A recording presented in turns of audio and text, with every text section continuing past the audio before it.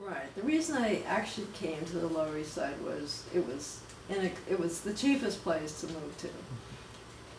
And one of the other reasons was when I was at the Art Institute of Chicago, they had told us that we could invite artists we wanted, so we did that. And one of the people I wanted to invite was Jack Smith, who I really liked, Flaming Creatures and Normal Love, and I'd never met him.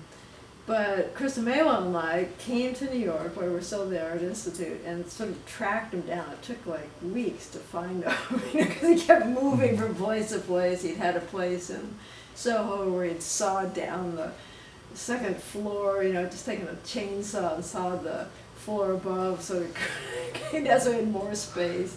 And I, he just kept moving. So finally, I tracked him down to Second Street. East 2nd Street between B and C, which was, at that time, the Lower East Side was completely bombed out. I mean, it was just burned to, there were shells, basically, and he was living in the sort of shell next to, bigger shells all around him. And so we went and visited him, and he said, yeah, sure, I'll come, I'd love to come. And of course, he never showed up because we didn't know that he doesn't travel unless you go with him. So he never showed up. So when I went to the Whitney program, I looked him up right away. So I went back and I said, Jack, what happened? And he goes, well, you didn't come and get me.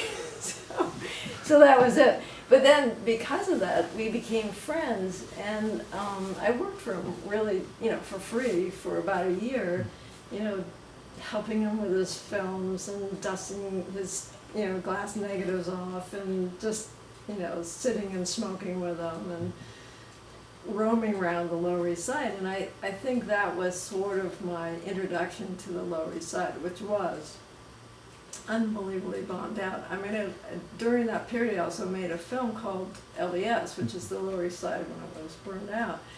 And I think that was one of the reasons, it was inexpensive, and it was sort of, it was sort of moved to the edge where it was, it kept moving further east as it got a little safer, because it was, actually, the first place I moved to was after the Whitney program was 195 Christie with Diego, and we kept that space for a while. That was where I saw the first gang shooting, at 3 in the morning, and I liked it.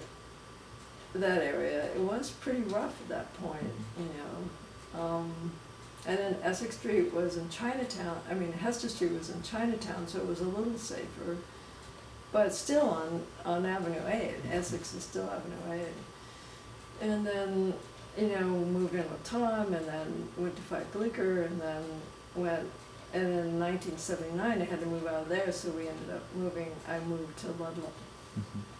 Which I had a bunch of friends starting to move there too.